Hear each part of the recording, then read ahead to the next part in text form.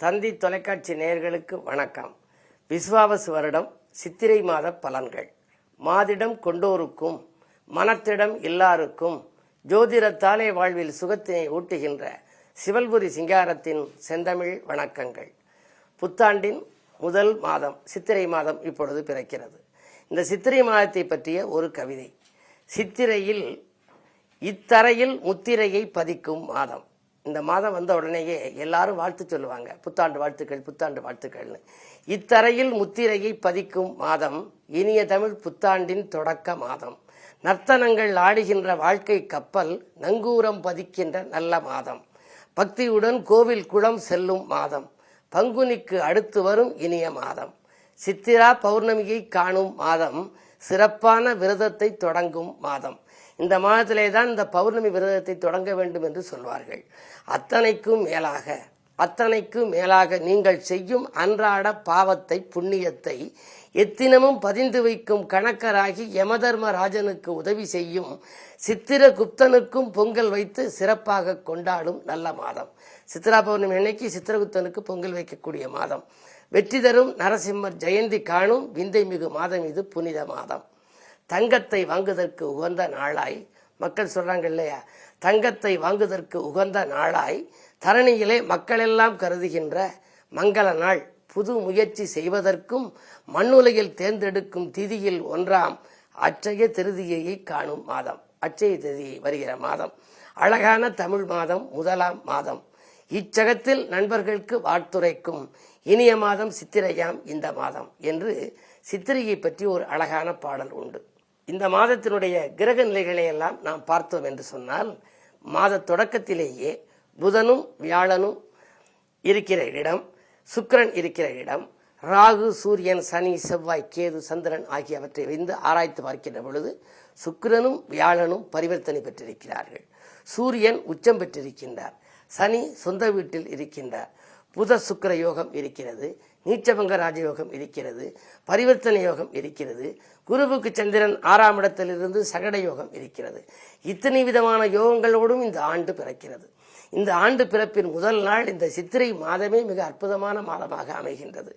எனவே இந்த மாதத்தினுடைய கிரக நிலைகளை வைத்து ஆராய்ந்து பார்க்கின்ற பொழுது நமக்கு வாழ்க்கையில் எல்லா வளமும் நலமும் கிடைக்கும் என்ற நம்பிக்கையோடு வாழ்க்கையில் இன்று வருடப்பிறப்பு, அதாவது சித்திரை மாதமும் வருடப்பிறப்பின் முதல் நாளாகவும் இருக்கும் முதல் நாளில் நாம் கண் விழிப்பது எதில் என்பதை நீங்கள் தெரிந்து கொள்ள வேண்டும். சித்திரை முதல் தேதி அன்றைக்கு உள்ளங்கையிலே நீங்கள் உள்ளங்கையை விரித்து பார்த்து அதிலே கண் விழிக்கலாம். தெய்வ படங்கள், வலம்புரி சங்கு, நிறைகுடம், கோபுர தரிசனங்களை எல்லாம் பார்க்கலாம். அன்று தினம் உப்பு வாங்குவது, சர்க்கரை வாங்குவது போன்ற இனிப்பு பொருட்கள் வாங்கி வைக்கலாம். தெய்வ படங்கள் முகத்திலும் நீங்கள் விழிக்கலாம். எல்லாவற்றிற்கும் மேலாக சித்திரை முதல் நாளிலே நேர்முறை கருத்துக்களையே சொல்ல வேண்டும். எதிர்முறை சிந்தனைகளை தவிர்க்க வேண்டும். நேர்முறை சொற்களை நீங்கள் சொன்னால் இந்த ஆண்டு மட்டுமல்ல, எந்த ஆண்டும் உங்களுக்கு இனிய ஆண்டாக அமையும். பொதுவாக இந்த சித்திரை மாதத்திலே இன்றைக்கு பிறக்கின்ற இந்த சித்திரை மாதத்தினுடைய முதல் நாளுடைய கிரக நிலைகளை ஆராய்ந்து பார்க்கின்ற பொழுது குருவினுடைய பார்வை 3 ராசிகளில் பதிகிறது. ஒன்று கன்னி ராசி, அடுத்து விருச்சிக ராசி, அடுத்து மகர ராசி.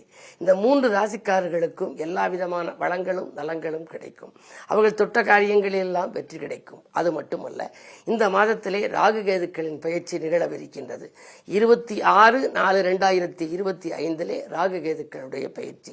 கும்பராசிக்கு ராகு வருகின்றார். அதே நேரம் சிம்ம ராசிக்கு கேது செல்கின்றார்.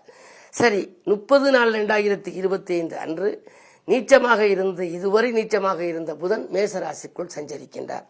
பிறகு 11/5/2025 இந்த மாதம் 14/5/2025 வரை இருக்கிறது. சித்திரை மாதத்தினுடைய நிறைவு நாள் 14/5/2025. ஆனால் 11/5/2025 ஒரு 3 நாட்கள் முன்னதாகவே குரு பெயர்ச்சியும் நிகழவிருக்கிறது. மிதுன ராசிக்கு குரு பகவான் செல்ல இருக்கின்றார். புதன் வீட்டிற்கு குரு பகவான் செல்கின்றார். இப்படிப்பட்ட சூழ்நிலையில் இந்த மாதம் தொடங்குவதனாலே இந்த மாதம் உங்களுக்கெல்லாம் எப்படி இருக்கும் என்பதை பற்றி பார்ப்போம்.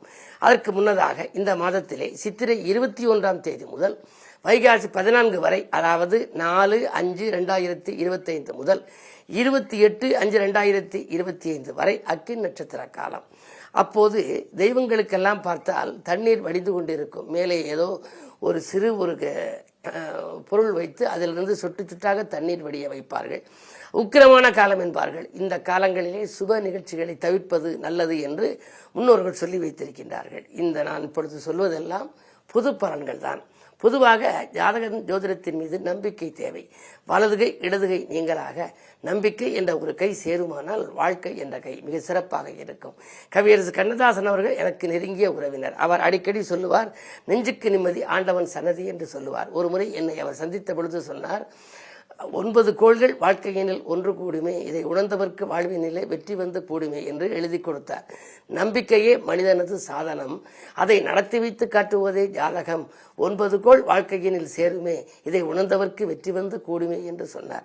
அதனாலே அப்படி வெற்றிக்குரிய விதத்திலே கிரகங்கள் சஞ்சரிக்கின்ற பொழுது நாம் எந்த காரியத்தை செய்தாலும் நமக்கு வெற்றி மீது வெற்றி வந்து கொண்டே இருக்கும். நாம் சொல்லுவதெல்லாம் இப்பொழுது பொது பலன். இந்த உங்களுடைய சுய ஜாதகம் என்று ஒன்று இருக்கிறது. அந்த ஜாதகத்தை பார்த்து அதிலே திசாபுத்திகள் பலம் பெற்றிருந்தால் நீங்கள் நினைத்ததெல்லாம் நிறைவேறும், நிம்மதி கிடைக்கும், பணவரவு திருப்திகரமாக இருக்கும், தொழில் வெற்றி நடை போடும். அதே போல அந்த சுய ஜாதகம் கொஞ்சம் வலிமை இழந்திருந்தால் மனக்குழப்பங்கள் அதிகரிக்கும். இதை செய்வோமா அதை செய்வோமா என்ற சிந்தனை உருவாகும். பணப்புழக்கமும் கொஞ்சம் குறையும், பண நெருக்கடி அதிகரிக்கும், நினைத்தது ஒன்று நடந்தது ஒன்றுமாக இருக்கும். சரி, இப்படி இருக்கிறதே என்ன செய்வது என்று நீங்கள் கவலைப்பட வேண்டாம். என்ன இருந்தாலும் அதற்கென்று ஒரு வடிகால் இருக்கிறது. பொதுவாக விதி என்று ஒன்று இருந்தால் விலக்கு என்று இருக்கும். அதைத்தான் விதிவிலக்கு என்பார்கள். அப்படி விதிக்கப்பட்ட விதியை முழுமையாக மாற்ற முடியாது என்றாலும் கூட அதன் கடுமையை குறைப்பதற்குத்தான் இறை வழிபாடு என்ற ஒன்று இருக்கிறது. அதில் உங்களுடைய ஜாதகத்தில் யோக பலம் பெற்ற நாளை தேர்ந்தெடுத்து உங்களுக்கு என்ன திசாபுத்தி நடைபெறுகிறதோ அதற்குரிய அனுகூலமான ஸ்தலங்களை தேர்ந்தெடுத்து அனுகூலம் உங்களுக்கு கிடைக்கக்கூடிய நாளிலே சென்று முறையாக பரிகாரம் வழிபாடுகளை செய்து வந்தால் தடைக்கற்கள் எல்லாம் படிக்கற்களாக மாறும், தட்டுப்பாடுகள் அகலும், தனவரவு திருப்திகரமாக இருக்கும். சரி, இந்த மாதத்திலே மிச்ச 12 ராசிகளுக்கும் எப்படி இருக்கிறது என்பதை பற்றி பார்ப்போம்.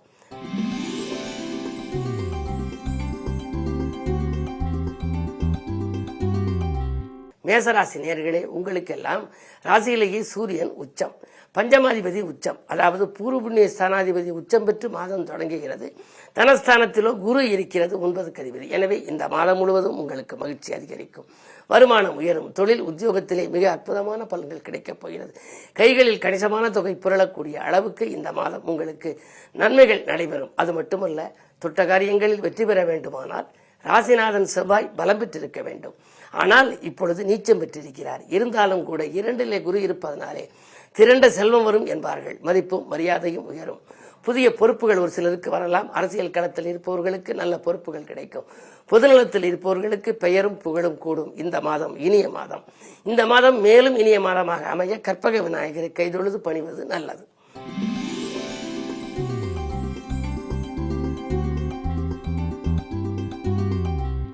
ரிஷபராசி நேயர்களே, உங்களுக்கெல்லாம் ராசியிலேயே குரு பகவான் பரிவர்த்தனை யோகம் பெற்றிருக்கின்றார். சுக்கிரன் வீட்டில் பரிவர்த்தனை, ஆடை ஆபரண சேர்க்கை உண்டு, அதிகார வர்க்கத்தினரின் ஆதரவு கிடைக்கும், ஆதாயம் தரும் தகவல் உங்களுக்கு அடிக்கடி வந்து கொண்டே இருக்கும். செய்தொழில் மந்தமாக இருந்தாலும் கூட இந்த மாதத்தில் அது விருத்தியாகும். செய்தொழில் வெற்றி நடை போடும். கூட்டாளிகளை விலக்கிவிட்டு புதிய கூட்டாளிகளை இணைத்துக் கொள்ளலாமா என்று கூட நீங்கள் சிந்திப்பீர்கள். உத்தியோகத்தில் உங்களுக்கு வரவேண்டிய நல்ல முன்னேற்றங்கள் இப்பொழுது வரப்போகின்றது. சனி நல்ல இடத்தில் இருக்கின்றார். விஆர்எஸ் பெற்றுக்கொண்டு வெளியில் வந்து சுயதொழில் தொடங்கலாமா என்று கூட சிந்திப்பீர்கள். உங்களுடைய சிந்தனைகள் அனைத்தும் இந்த மாதம் வெற்றி பெறப் போகின்றது. அங்கே வெற்றி பெற மேலும் நீங்கள் குருவை வழிபடுவது நல்லது.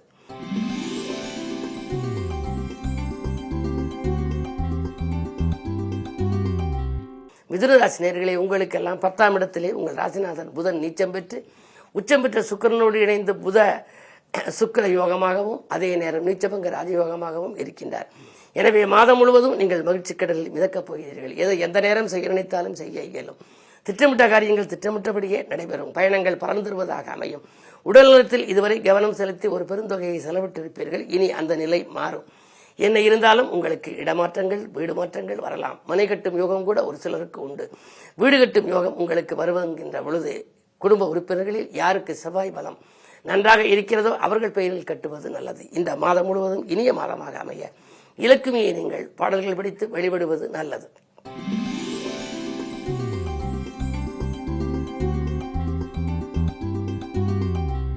கடகராசி நேயர்களே, ராசியிலேயே செவ்வாய், 8ஆம் இடத்திலே சனி. 8ல் இருக்கும் சனி திருக்கணித ரீதியாக விலகிவிட்டதாக சொல்கிறார்கள். ஆனால் வாக்கிய கணித ரீதியாக 6/3/2026 தான் அது வாக்கிய கணித ரீதியான பயிற்சி ஏற்படுகின்றது. எனவே இப்பொழுது 8ல் இருக்கும் சனியை இந்த செவ்வாய் பார்க்கின்றார். செவ்வாய் சனி பார்வை பார்ப்பது அவ்வளவு நல்லதல்ல. ஆரோக்கிய தொல்லைகள் வரலாம். சில காரியங்களில் தடைகள் மேல் தடை வந்து கொண்டே இருக்கும். எதிர்மறை சிந்தனைகள் அதிகரிக்கும். நினைத்தது ஒன்று நடந்தது ஒன்றுமாக இருக்கிறது என்று நீங்கள் நினைப்பீர்கள். என்ன இருந்தாலும் உங்களுக்கு பக்கபலமாக இருப்பது வழிபாடு. குலதெய்வ வழிபாடும் இஷ்ட தெய்வ வழிபாடும் உங்களுக்கு கை கொடுக்கும். பொதுவாக குரு பயிற்சிக்கு பின்னால் குரு அதாவது 11/5/2025 குரு பயிற்சியாக இருக்கிறது. குரு 12ஆம் இடத்திற்கு வருகின்ற பொழுது 6க்கு அதிபதி 12இல் வந்தால் விபரீத ராஜயோகம் என்று ஒரு யோகம் உண்டு. எனவே திட்டமிடாமல் சில காரியங்களில் வெற்றி கிடைக்கும். மாத கடைசி உங்களுக்கு மகிழ்ச்சியாக அமையும். தொட்ட காரியங்களில் அனைத்திலும் வெற்றி கிடைக்கப் போகின்றது. நீங்கள் மேலும் நன்மை பெற சனி பகவானை வழிபட வேண்டும். சனி கவசம் பாடி சனி பகவானை வழிபடுவது நல்லது. கருப்பு வண்ண அதற்கு ஆடைகளை அணிவித்து அதற்கு வஸ்திரங்கள் அணிவிப்பது மட்டுமல்ல, எண்ணெய் ஸ்நானங்கள் செய்வதற்கு எண்ணெயும் அதற்கு வழங்கி அதற்கு பின்னால் நல்லெண்ணெயிலே நீங்கள் தீபமேற்றி வழிபட்டால் தீபமேற்றி வழிபட்டால் நல்லது நடக்கும் என்பார்கள். இல்லத்திலும் கூட வீட்டில் காகம் வருகின்ற பொழுது அதற்கு அன்னம் வைப்பது நல்லது. இப்படிப்பட்ட சூழ்நிலையில் இது போன்ற பரிகாரங்களை செய்வதன் மூலம் உங்களுக்கு நல்ல பலன்கள் கிடைக்கும்.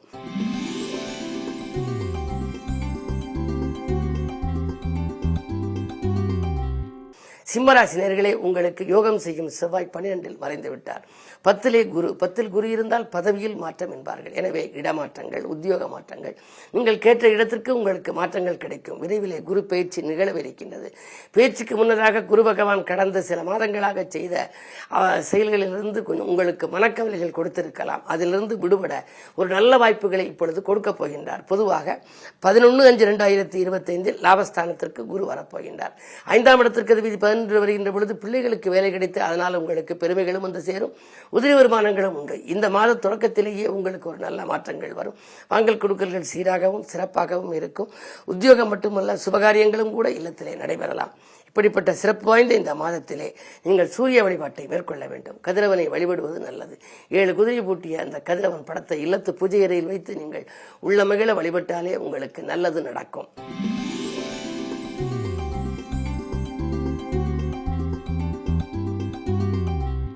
கன்னிராசி நேயர்களே, ஜென்மத்தில் கேது, 7லே ராகு.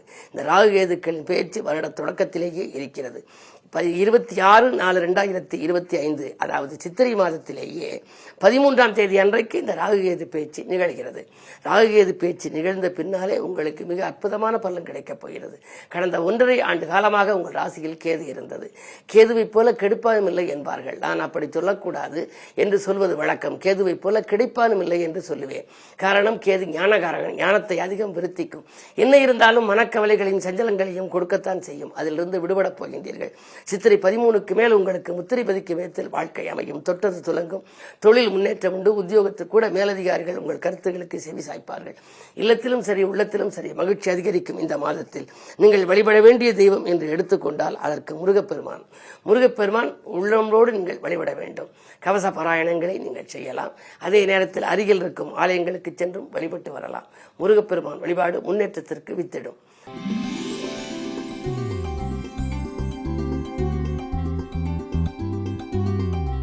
துலாம் ராசி நேயர்களே, உங்களுக்கு ராசியிலேயே சந்திரன் இருந்து 8லே குரு இருந்து அதாவது சகட யோகத்தோடு மாதம் தொடங்குகின்றது. 6ல் ராகு இருக்கின்றார்.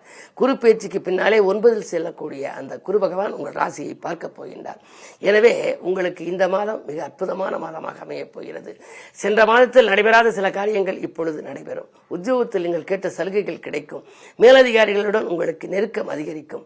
பதவி உயர்வு இன்னும் வரவில்லையே, பக்கத்தில் பணிபுரிபவர்களுக்கு வந்துவிட்டது, அவர்களெல்லாம் அயல்நாடு சென்று சம்பாதிக்கிறார்களே என்றெல்லாம் நினைத்திருப்பீர்கள். அந்த எண்ணங்களை வலுப்படுத்தும் விதத்தில் இந்த மாதத்தில் உங்களுக்கும் அது போன்ற ஒரு யோகம் வரப்போகின்றது. வரும் வாய்ப்புகளை எல்லாம் நீங்கள் உபயோகப்படுத்திக் கொள்ளுங்கள். இந்த மாதம் உங்களுக்கு ஒரு மிக மிக இனிய மாதம். மேலும் இனிய மாதமாக அமைய நீங்கள் வழிபட வேண்டிய தெய்வம் தெற்கு நோக்கிய அம்பிகை. அம்பிகை வழிபாடு இன்பங்களை வழங்கும்.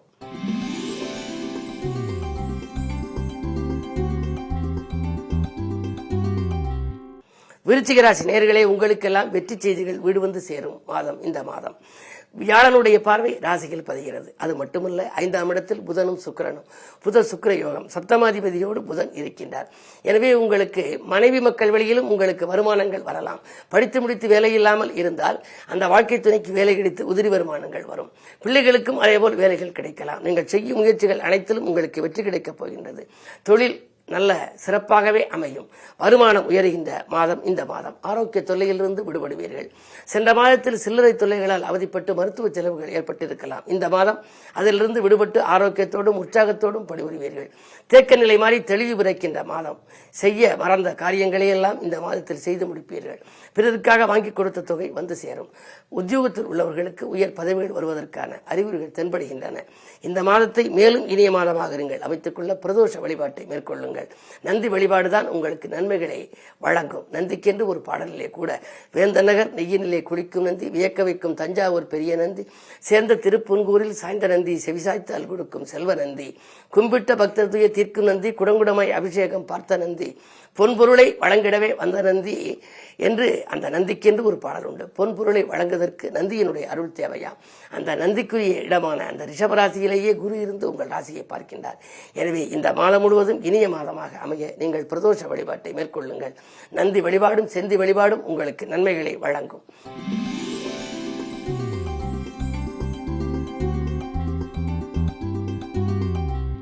தனுசு ராசி நேயர்களே, உங்களுக்கு 3ஆம் இடத்திலே சனி, 6ஆம் இடத்திலே குரு. 6இல் குரு இருந்தாலும் அதன் பார்வை 2இல் பதிவதனாலே பொருளாதாரம் திருப்திகரமாக இருக்கும். புதிய திருப்பங்கள் ஏற்படும். மதிப்பும் மரியாதையும் உயரும். பூமி இடம் வாங்கும் யோகம் உண்டு. அரைகுறையாக இருந்த சில காரியங்கள் இப்பொழுது முடிவடைய போகின்றது. இல்லம் கட்டி குடியேற வேண்டும் அல்லது வீடு வாங்க வேண்டும் என்றெல்லாம் நீங்கள் நினைத்திருந்தால் அந்த எண்ணங்கள் கைகூடும். பூர்வீக சொத்து பிரச்சனைகள் அகலும். அண்ணன் தம்பிகளுக்குள் இருந்த அரசல் புரசல்கள் மாறும். பொது வாழ்வில் உள்ளவர்களுக்கு புதிய பொறுப்புகள் கிடைக்கும். இந்த மாதம் மேலும் இனிய மாதமாக அமைய நீங்கள் விஷ்ணுவையும் இலக்குமியையும் வழிபட வேண்டும். விஷ்ணு கவசம் பாடி விஷ்ணுவை வழிபடலாம். இலக்குமி கவசம் பாடி இலக்குமியை வழிபடலாம். அன்றாட வாழ்க்கையினில் அனுபவிக்கும் துன்பமெல்லாம் இன்றோடு துயர்விலக இனியத லட்சுமியை மன்றாடி கேட்கின்றேன் வருவாய் இது சமயம் என்று சமய மாலைகள் எடுத்துரைக்கின்றன. சமய மாலைகளை படித்தால் இமயத்தில் இருந்தால் கூட இலக்குமி தேவி சமயத்தில் உங்களுக்கு வந்து கை கொடுப்பாள். எனவே இந்த மாதம் இனிய மாதமாக அமைய நீங்கள் இலக்குமி வழிபாட்டையும் விஷ்ணு வழிபாட்டையும் மேற்கொள்ளுங்கள்.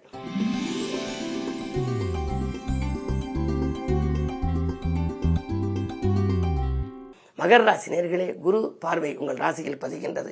எனவே ஆதாயம் அதிகரிக்கின்ற மாதம். அன்பு நண்பர்களின் ஆதரவு உங்களுக்கு உண்டு. உயர்ந்த அந்தஸ்து படைத்தவர்களின் நட்பு கிடைக்கும். தொழில் புதிய ஒப்பந்தங்கள் வந்து கொண்டே இருக்கும். இடமாற்றம் செய்யலாமா அல்லது இங்கேயே நீடிக்கலாமா என்று நினைப்பீர்கள். உத்தியோகத்தில் உள்ளவர்கள் மேலதிகாரிகள் உங்களுக்கு சில சலுகைகளை வழங்கி இங்கேயே தக்க வைத்துக் கொள்வார்கள். 2இல் சனி இருப்பதால் கொடுத்த வாக்கையும் காப்பாற்ற இயலும். குறிப்பேச்சுக்கு பின்னாலே உங்கள் ராசிக்கு 6இலே குரு வந்தாலும் கூட 12ஆம் இடத்தை பார்ப்பதால் பயணங்கள் அதிகரிக்கும். புதிய வாகனங்கள் வாங்கும் முயற்சிகள் கைகூடலாம். இந்த மாதம் உங்களுக்கு செலவுக்கேற்ற வரவு உண்டு. இந்த மாதம் இனிய மாதமாக அமைய அனுமன் வழிபாட்டில் கவனம் செலுத்துங்கள். அனுமன் கவசம் பாடி வழிபாடு செய்யுங்கள். அனுமன் வழிபாடு உங்களுக்கு ஆனந்தமான வாழ்க்கையை அமைத்துக் கொடுக்கும்.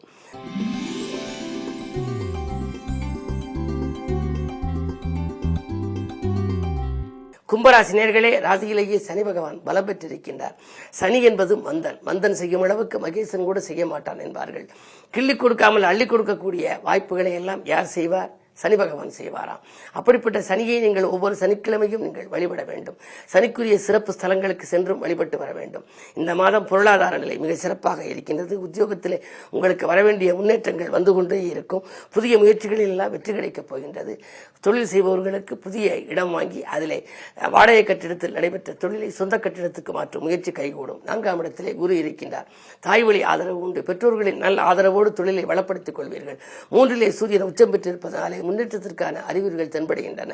அரசு வேலைக்கு விண்ணப்பித்தவர்களுக்கு அது கைகூடலாம். அரசியல் வாழ்க்கையில் இருப்பவர்களுக்கு நல்ல பொறுப்புகளும் பதவிகளும் கிடைக்கும். என்ன இருந்தாலும் இந்த மாதம் உங்கள் மனதிற்கு பிடித்த சம்பவங்கள் ஏராளமாக நடக்கின்ற மாதம். இந்த மாதம் நரசிம்மர் வழிபாடு உங்களுக்கு நன்மையை வழங்கும்.